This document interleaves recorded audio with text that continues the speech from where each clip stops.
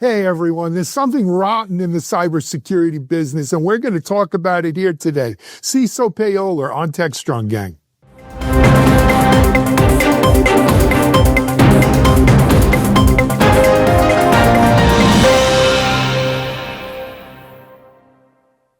Hi, everyone. Happy Friday. It's Alan Schimmel, and we're here to do TechStrong, gang. And, man, I've got a loaded gang, handpicked people, because we've got some important stuff to talk about today. I mentioned the CISO payola issue. I think there's a stench rising from the cyber industry that we need to address, and we need to address it head on. And I've got some great cyber friends to talk about it with. But we've got more than that to talk about as usual. Let me introduce you to I feel like we're loading the Supreme Court. Our loaded gang for today, we've got returning. She's been away a few weeks from us, but our friend Lisa Martin, our cyber triumvirate of Fred Wilmot, Jack Poller, Ira Winkler. Welcome, gentlemen. And our editorial team, Crackerjack editorial team, John Swartz, Mike Vizard, the Bernstein and I forgot Bernstein's Woodward of the tech world. So lady and guys, I wrote about this last week. It's been the stench has been wafting through the cyber channels for a while now. I saw it a lot at Black Hat, though. I've spoken to a bunch of people about it. I've seen a lot of LinkedIn posts around it. Not a lot, but enough. And it's something that I think we knew has been there. I just think that somehow along the way, and maybe it's because of our present situation where we used to worry and think bribery was wrong, and we used to have like ethics rules, and ethics seems to be gone the way along with the diversity, inclusion, and all of that stuff. But in cybersecurity, we got a CISO payola problem. We've got different levels of stench and wrong. And here's how I look at it. First of all, there's just the flat out, what I call bribe. I'm a CISO at a Global 2000 company, and this extends all the way up, by the way. But I'm the CISO at a Global 2000 company, and you are a security vendor, and you spend a good chunk of your marketing outreach dollars trying to reach CISOs. And you say, you know what? I got a CISO. I don't want to lose them. Mr. CISO, what do I got to do to have my product selected for your company? And it may not be flat out cash, though I think sometimes it is. It may be a bribe in the form of, can you be on our advisory panel? And, we're going to give you some stock options. We're going to give you we'll pay you for being on the advisory panel. We'll give you some other perks, right? Yeah. Sorry. Hear me out. So that's almost benign, right? Then worse than just someone giving you pure money. But then there's other flavors of this. There's CISOs themselves who have said, let's cut out the middleman.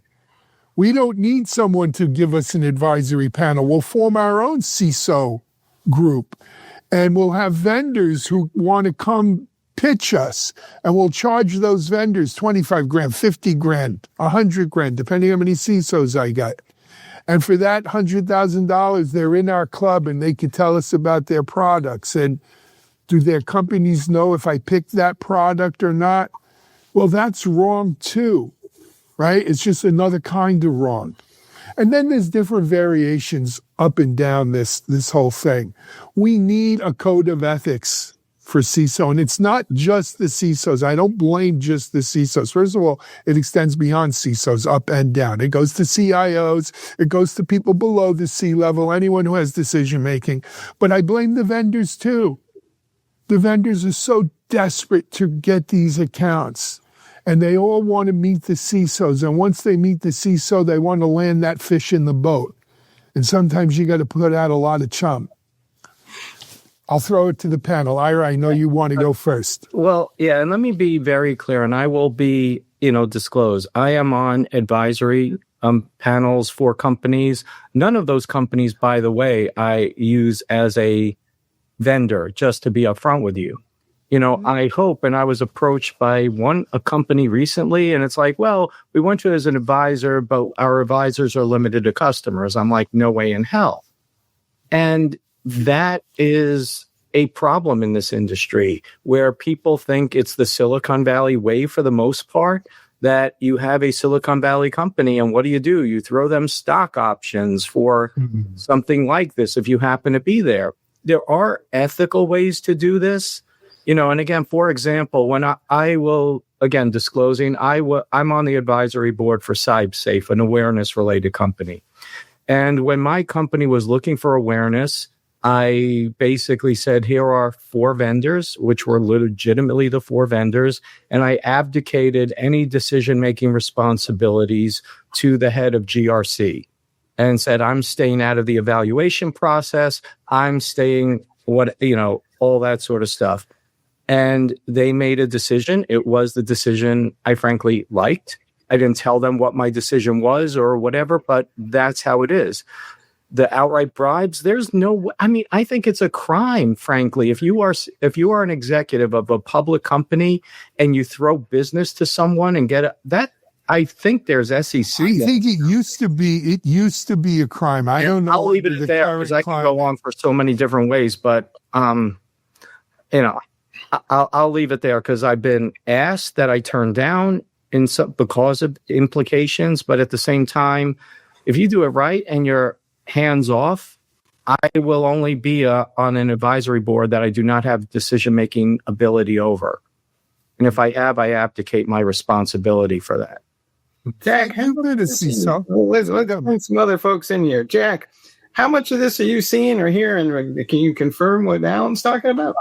Yes, and this gets my, this is one of those topics that I think gets a lot of people's chili on fire, mine particularly. As an industry analyst, I talk to a lot of vendors and customers, and I hear it from both sides. And as Alan said, there is a big stench. And for me, it really rankles wrong because for many years, the industry analyst industry has also been accused of being pay to play. In order to get ranked in a vendor competitive, a Magic Quadrant wave or whatever, there is this perception that it is pay to play when it is very clearly not. And, one of my mentors, Steve Duplessis, the founder of ESG, said, if you want to get ranked higher, upper in the right, build a better product, right? It's not about paying the analysts. And the same thing from the vendor perspective. If you really need to get attention of the users, build a really good product. The CISOs that are soliciting, and I've heard this, as Alan said, on LinkedIn and in a couple of private back channel conversations, the CISOs that are doing this are violating their employment contracts by soliciting business, right? That means that they have dual loyalty. So they have a loyalty to their main employer and to whoever's paying them for business. And that typically violates your employment contracts at a C-level, if not a regular employee. So there's aside from the broad bribe aspect, there's a whole lot of legal and ethical implications that really bother me. And it's eroding the trust of buyers and the cybersecurity industry. And I think that's the really big challenge, is the erosion of trust overall. Agree. Yep. Fred, you were a CISO, right? You've been on both sides of this. Weigh in here. So I think this started from a good place. And the YL Ventures sort of approach, which is if you want to really get a good understanding about product market fit and product validation, you surround yourself with a bunch of people that understand the problem clearly. And what that, as an example, has evolved into is sort of, CISO supergroups, which, in a vaunted, status of access and gatekeeping, right, provides a vehicle for people to take other opportunities aside from just the access part of this problem. And there are little title pools of this all over the place. And talking with some good friends this week, actually, this is a topic that, high integrity CISOs, vehemently have an issue with, because ultimately, if you want a seat at the table, right, and every CISO wants a seat at the table, this will quickly, as an industry, remove the access of CISOs to have seats at the table because of it. And the conversation about where CISOs fit with respect to CIOs is also, relatively impacted here.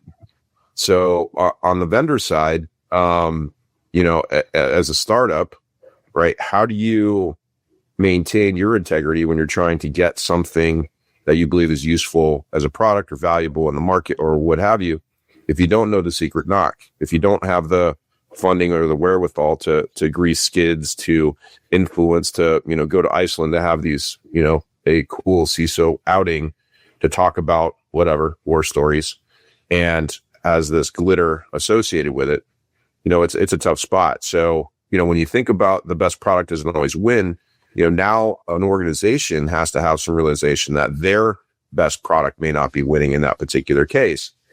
And that organization that, that CISO may represent is possibly losing some sort of quantitative value that helps reduce their risk. So, it's pretty rotten. And I think that some of the folks that are at the top of this echelon see this as a potential and a significantly influencing damage to the industry reputation for the role itself, and has implications across the market segmentation for the best products winning the day. I think that I've been here. I'm sorry, what, Mike? I said, Lisa, you want to jump in here? You keep nodding your head. Yeah. Yes. So I totally agree. I think that Jack and Fred hit it on the head. What I was thinking about this is the eroding trust factor, as Jack talked about. When relationships are cloudy, no pun intended, or not clear, that can lead to skepticism and mistrust, and that can make it challenging for other ethical vendors to build credibility, to establish meaningful relationships. Another thing, Fred, you talked about was damaged brand reputation for those unethical vendors. And that can lead to negative publicity, lost credibility, but it also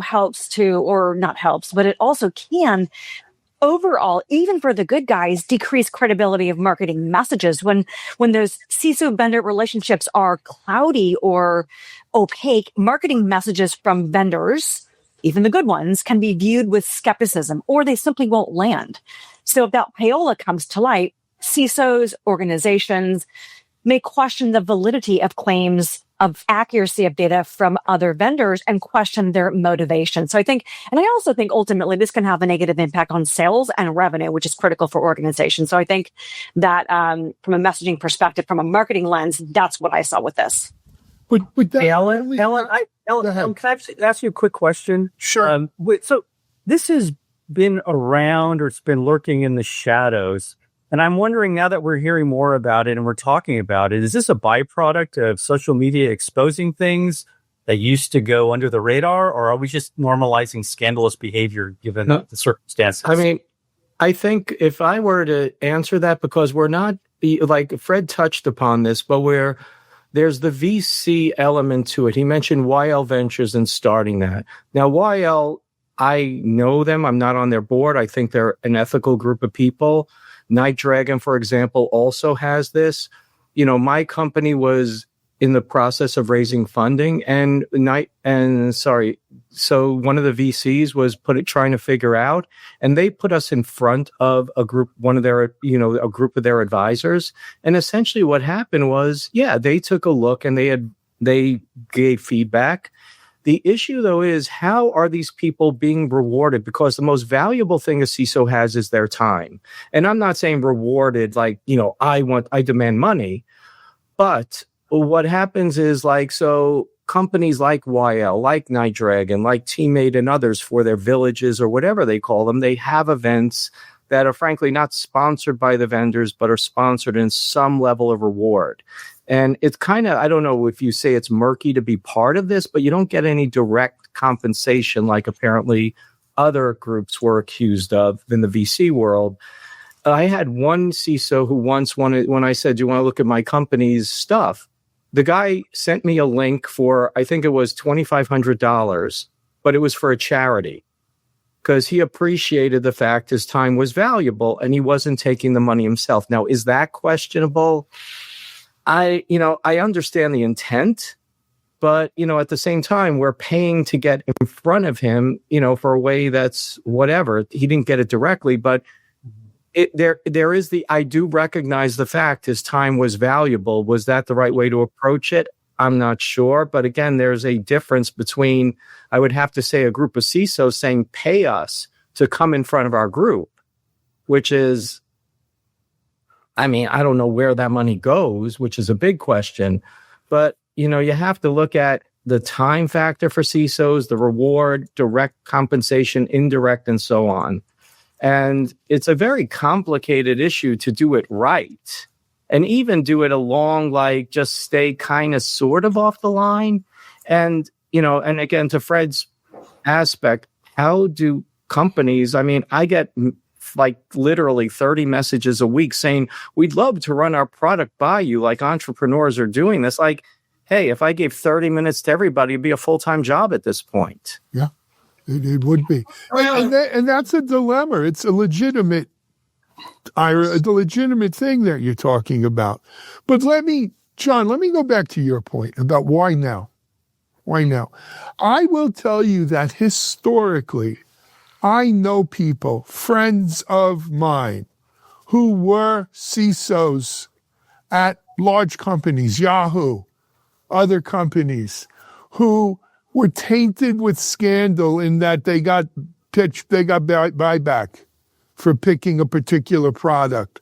And they kind of left and they had to go, in the finest U.S. tradition of the time, they had to go into rehab and rehabilitate themselves. And they came out fine on the other end eventually. But it used to be a pretty clear line of what was wrong. It's been eroded. YL Ventures is a upstanding group. I know the guys, Yov and the rest of the team there. They're good people. The Night Dragon is, what's his name? Dave DeWalt and them. Yes. Good people. Mm-hmm. But what you've set up is a system where vendors will literally do anything to reach CISOs in the cyberspace. And I don't think this is just confined to cyber. I think the same goes for CIOs. It may even go for CMOs. Right? Well, let me just say, sorry, I need to go on this rant just for a quick second. Go ahead. I think there's too much. So there are some CISOs who are their bulk of their entire cybersecurity program. But I think the biggest problem is vendors need to understand that they need to become magnets and be able to pull people in and not just go for CISOs, but go for the people in the middle. Because when I was chief security architect at Walmart, I'm the wrong person to come to, even though everybody was harassing me, because it's the people at the lower levels who understand the needs. And you got to find those people. People you won't give a squishy toy to are going to be the most valuable people, let alone the CISO you're going to give cash to. And they need to understand, really, a legitimate company lets the bottom, pushes vendors from the bottom up. Yep. So we all get that there's an issue here, but the thing I'm not hearing is, what's the fix? What do we need to do? What I think we need is some sort of ethics code for C-level people. And we used to have these things that I didn't get a chance to finish my thought. I'm sorry. Sorry. My thought is that we, as a society, as a civilization, especially here in the U.S., have seen a tearing down of our ethics, a tearing down of what is acceptable. People used to be civil. There was a code of conduct, a moral clause, if you will, of how one does business and what's right and wrong. And that's all been torn down. It's all been torn down, and just go on your favorite social media thing and say whatever the hell you want, and whether it's right, wrong, a lie or not.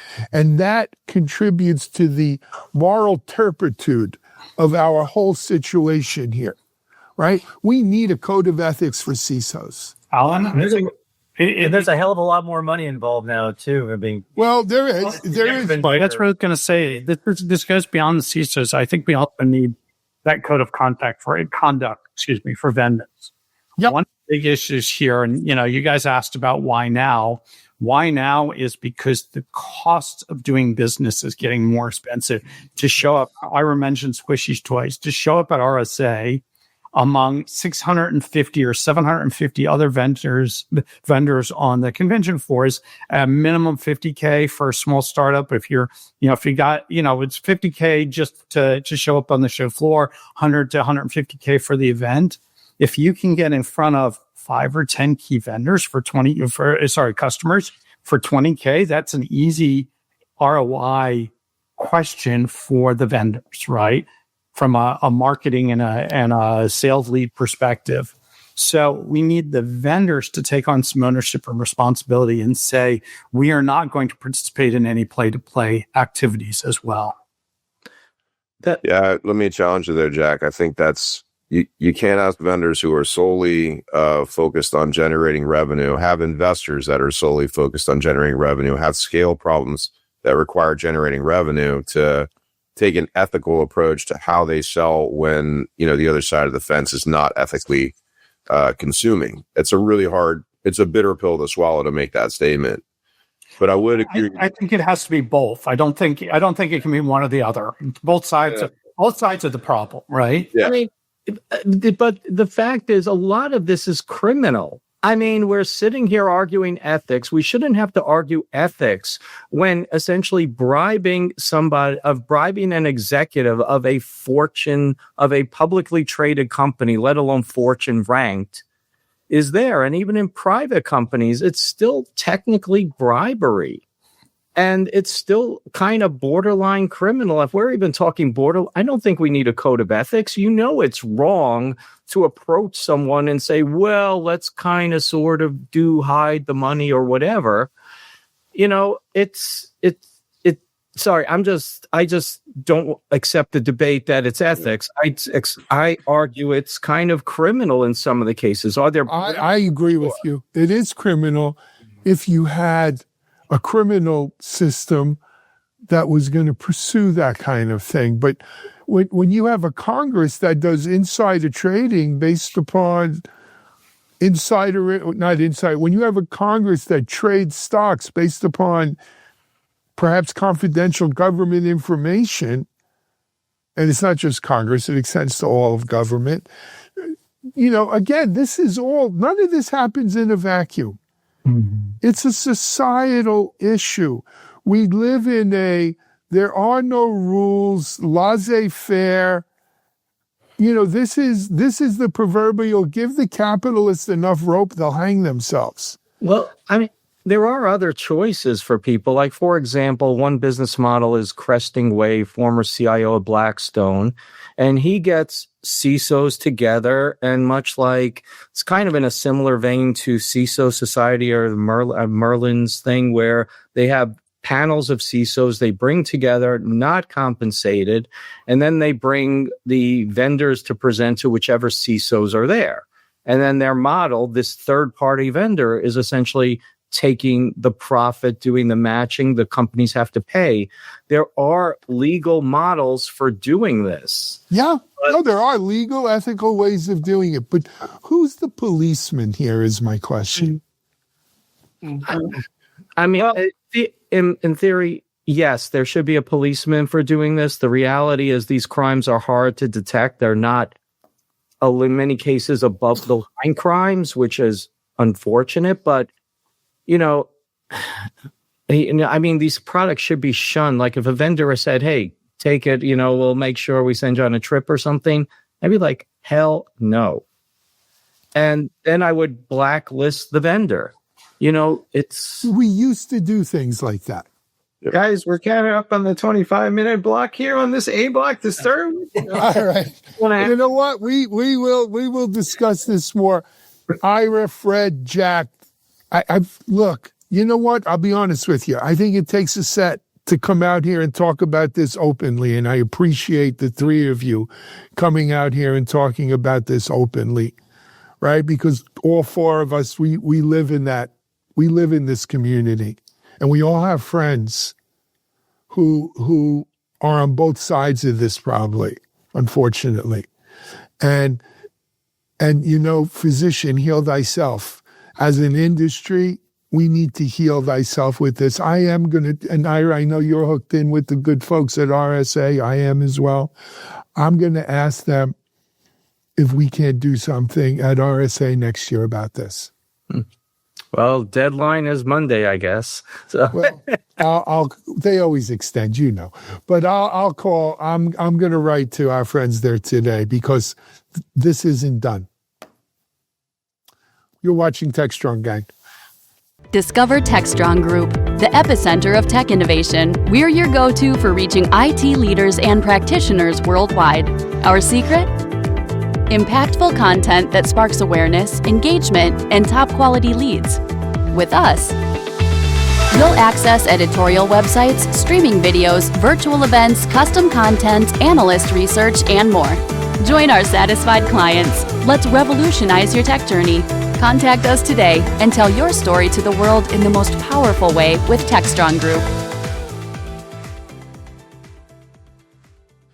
Hey, folks, we're back. And the next block is, well, cybersecurity related as well. But the UK government has said it's no longer interested, I guess, in getting a backdoor into the Apple iCloud. And this has also been an issue here in the United States where government officials are saying NVIDIA should have some backdoors and a kill switch. And this conversation comes up almost every 2 or 3 years, I feel like. But Fred, what's going on here from your perspective? Is this kind of a serious conversation or is this kind of noise in the system? Great question. I think it is pretty much noise in the system. In 2018, we had a huge upheaval about super micro devices that had erroneous chips on the motherboards that Apple and Amazon had to answer for to the federal government. We know about Huawei. We understand that there are a number of vendors and chip manufacturers that have questions and are issues. And backdoors are, in essence, something that I think have political fervor, depending on who's in the Oval Office. But the additional part of that is the assertions of things like terrorism and sexual abuse and things like this are the reasons for having that. We already have full transparency as part of the Five Eyes amongst the organizations who would be concerned about it. So I think there's a little bit of saber rattling. Also, we've created some distance with England, unfortunately. And so this is one of those, do we or do we not sort of press the buttons here? And I think that's really sort of a political sentiment more than anything else, Mike. Jeff, what's your take here? Because we also hear concerns that, gear coming out of China has unknown backdoors in it, and we don't know what goes on with that. And is this going to be one of those, everybody's going to want their own backdoor because, well, it's politically and cyber espionage savvy to do so? I think everybody wants their backdoor. They've always wanted their backdoor.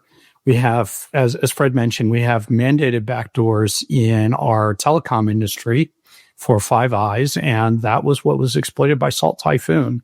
So the concept that a backdoor is just for the government is false.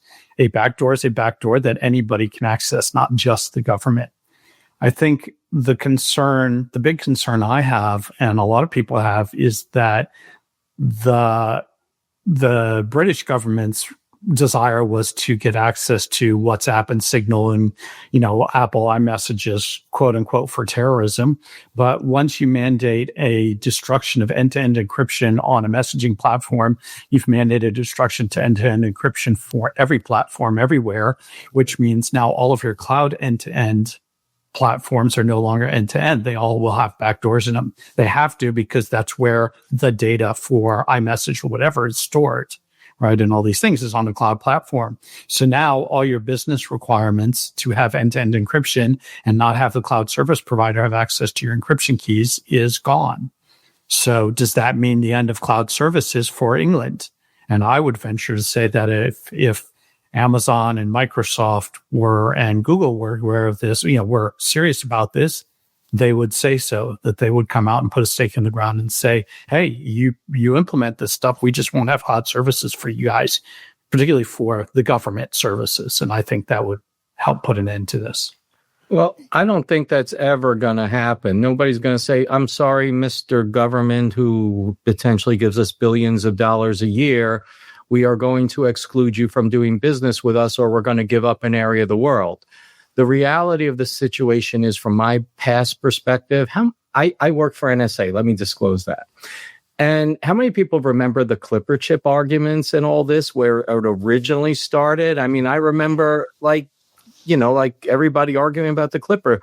We do have, fundamentally, here's the issue. We do have legitimate concerns that everybody wants to hear about getting into terrorist communications. And the reality is everybody is up in arms in general. There's the pendulum. Everybody's up in arms until there's a terrorist attack. Then everybody's like, why didn't you do something? It's like, well, we didn't have this. It's like, why don't you? It seems like law enforcement should have that capability, and everybody swings the other way. The reality of the circumstances, whether people want to hear this or not, 99.999% of the people just don't care if people have a back door. And so the government wants it. The government's probably going to get it because they have the finances and they have the ability to put restrictions on a company. And that is going to drive the company to make decisions as long as it's somehow defensible. But I have never seen a company actually put their stake down and keep with it and still be in business to this day without changing that. You know, Ira, the only people I ever heard bitch and moan about back doors was the government themselves, right? When I first started selling to the federal government, this was security stuff. The rumor, this is the U.S. federal government, especially the DOD, would not buy Checkpoint. And Checkpoint was kind of the first big Israeli security company. They wouldn't buy Checkpoint because the rumor was the Mossad had a back door into Checkpoint, and so they wouldn't buy it. Yet, didn't stop Checkpoint from being, the second most popular security company at one point out there, right? And, and really setting the mark in the firewall market. But other than the government, no one seemed to care. And I think I was right. You'll get some privacy people who get their panties tied around their necks about it until something bad happens. And then you go the other way. And, like after 9/11, for instance, and allow, Leo to do whatever they want. Is it not caring or is it just not knowing? Because, Lisa, I can imagine a conversation that goes something like, well, suddenly somebody in Italy wakes up and says, wait, let me understand this. Trump has a kill switch for our IT environment. I think what's really important here from a reputation management perspective is transparency. And that's one of the things that we're not getting, because transparency demonstrates a commitment to addressing the concerns, to maintaining a positive brand reputation. We talked about trust in the earlier segment, and I think by openly addressing allegations, providing reassurance, these companies have to build trust with customers and partners. They have trust with customers and partners. It can be eroded with this and stakeholders. So I think what they need to be doing is really approaching and addressing security concerns that can differentiate them from competitors, help them maintain the trust they've already earned with customers, with existing customers, and help them earn trust with prospective customers. But it always goes in marketing and for really across any organization. I think that transparency is currency these days. And that's one of the things that we're not seeing. Well, Lisa, could I ask you what I think is a legitimate question? How is a company saying we adhere to British law, not being transparent, not eroding trust? I mean, saying we are going to snub British law would, I think, be more of an erosion than the other way around. I agree with you. I understand what you're saying there. I think that, but from an end-to-end encryption perspective, if companies are saying, we're not going to do this, you guys can have it, you guys can't have it, it's undermining trust globally. And I think that's where reputation damage, brand damage can happen for an organization. It needs to be blanket and where it can be so that trust is maintained and people understand, like those of us like me, your data is protected. It's not going to be shared with the UK government. It's not going to be shared with this organization. I can't hack into your iCloud and get your information. That's what people need to feel secure about. Yeah, I want to come back to some. I really want to touch on some of the stuff that Jack talked about. But Lisa, what you're talking about is piercing a veil. That isn't really. I mean, there's a lot of artificial sentiment about what that actually is versus what it is. And I think you're right. But if you told everybody the world was ending tomorrow, right? What happens, right? Chaos, disorder, mayhem, whatever. The world may end tomorrow, right? Or as my mom loves to say, everybody wants to go to heaven. No one wants to go tomorrow. In this particular situation, everybody probably has some understanding of what it means to compromise, their privacy. We have a whole set of infrastructure set up in the EU now that really makes it hard to do business. The cost of doing business is as much a factor here as anything else.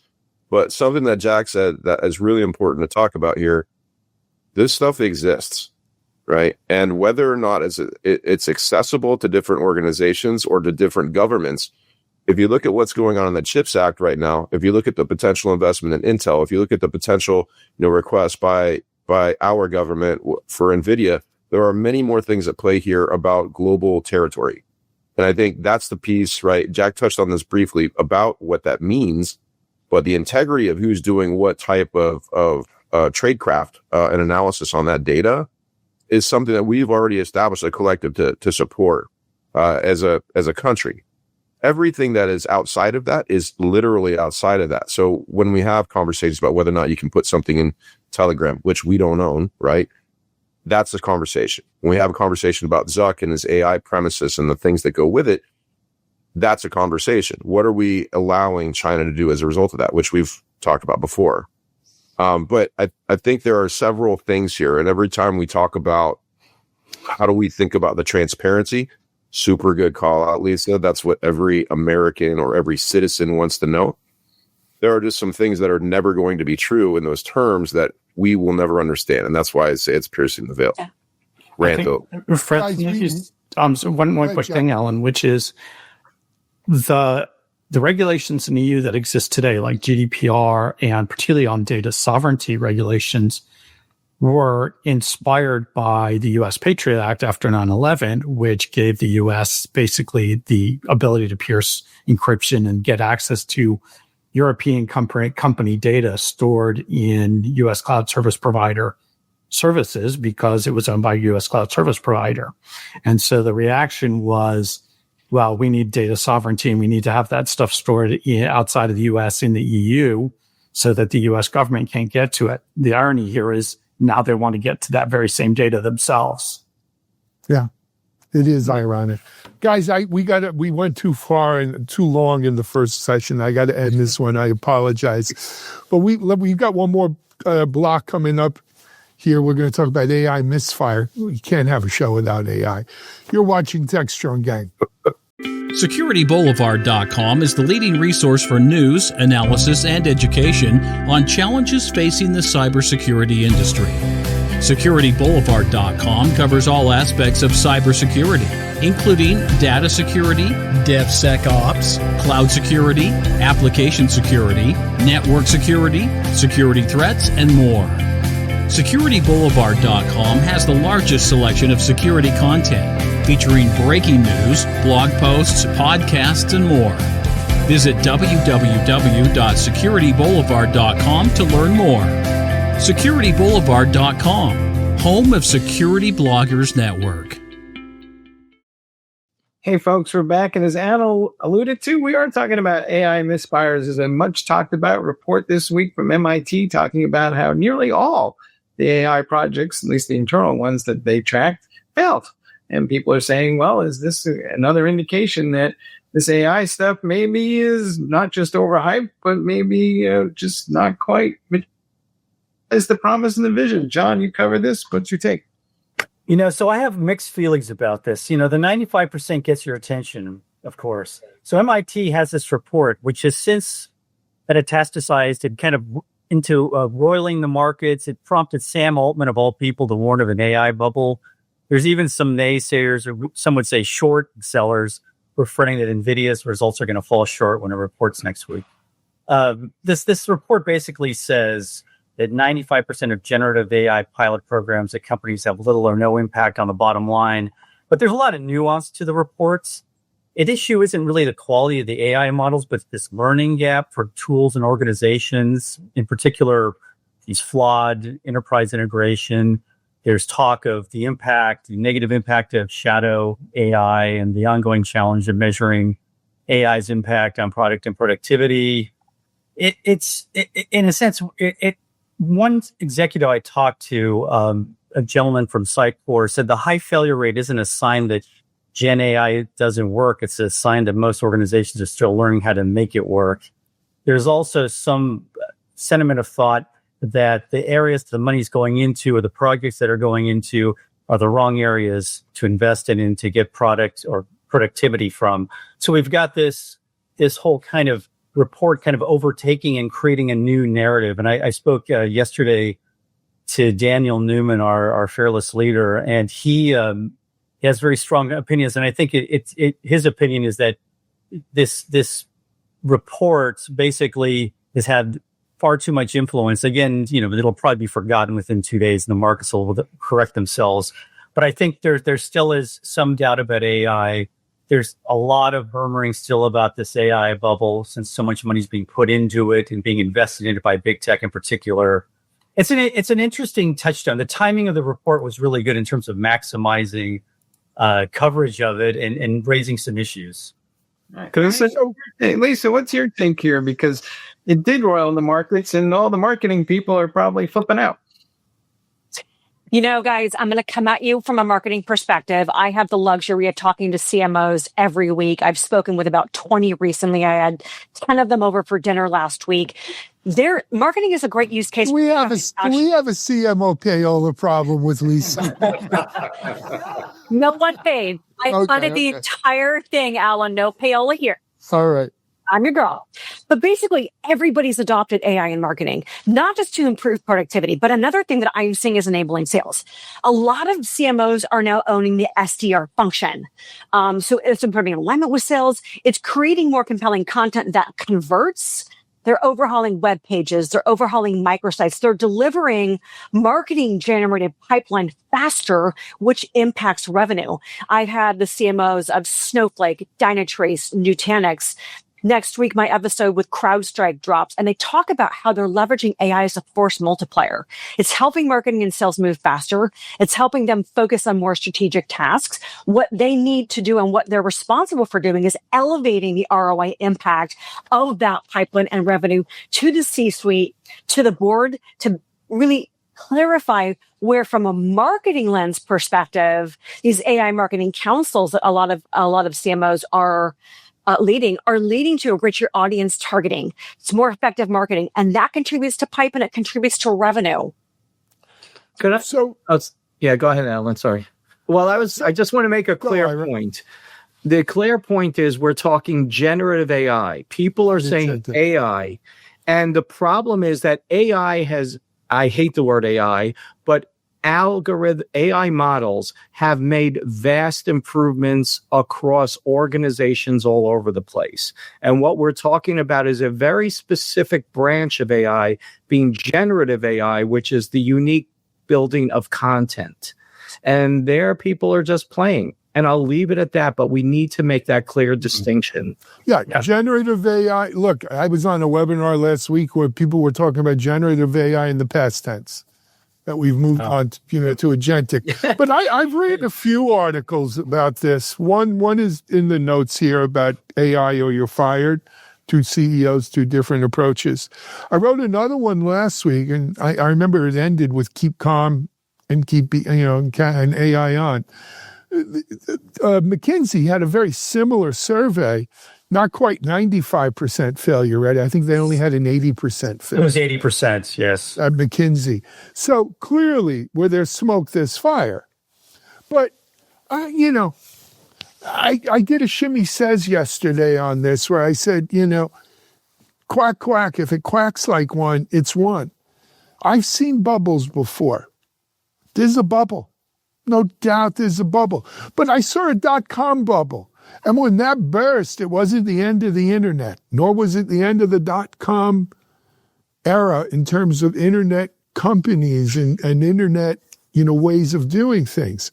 I think what we have is an extremely overhyped, overheated situation where I don't give a crap how good this stuff is. And I don't care whether it's generative or ML or agentic. It cannot live up to the hype. It can't. You can't. But certainly, I mean, we just there's AI. So there's going to be people disappointed. There's Happen, right? It's going to be fallout. There's this. Yeah, it's a bubble. I think Doesn't there's two things. There's two things to think about here. One, particularly for the studies, and one is the way we present them. When you look at the studies, the real question is, what is the definition of success? For the MIT study, it was simply a revenue contribution. Right. Bottom line. Bottom line. But a whole lot of what AI and Gen AI is doing is not directly, immediately measurable by the bottom line, because what it's doing is changing the way you do business, the way you operate, particularly the way marketing teams operate, right? When we went to and implemented automated marketing, right? And with all the different marketing tools, we didn't see a bottom line contribution for a while. It takes a while for that stuff to show up because it's changing the way you do business. The second thing is, with all of these types of studies, as it goes back to the old news adage, if it bleeds, it leads, right? And, shoot for a 95% number structured study so you get a big headline grabbing number. And that's what we did. And I take that all with a grain of salt as somebody who creates these studies, right? Is you really got to understand the size of the study, what it was targeted at, what they were seeking to figure out. And the one thing I think the study pointed out, which John mentioned, is the applicability of generative AI and other forms of AI to different business functions and what it can do is very hard for people to understand right now because it's revolutionary, not evolutionary. Right. So in a revolutionary thing, as the .com was, and as the transition to the cloud was, it takes a while for people to figure out how to apply this revolutionary new way of thinking about doing business. So the report about AI being overhyped is overhyped. Is that what you're saying? Absolutely. Imagine that. Absolutely. Hey, guys, I got to pull the plug, man. We're way over time. What a fantastic panel. What a fantastic discussion. Panel, thank you. Fred, Jack, Ira, Lisa, thank you. Thank you. Of course, John and Mike, as always, thank you. Thank you for watching. Hey, if you're pissed off about this CISO payola thing, do something about it. Say something. We'll be covering it more here. But we've got a full TechStrong gang coming at you. A full TechStrong TV coming at you immediately following. Enjoy your Friday. Have a great weekend. Summer's almost over. Don't let these last couple weekends go to waste. We'll see you here Monday on The Gang.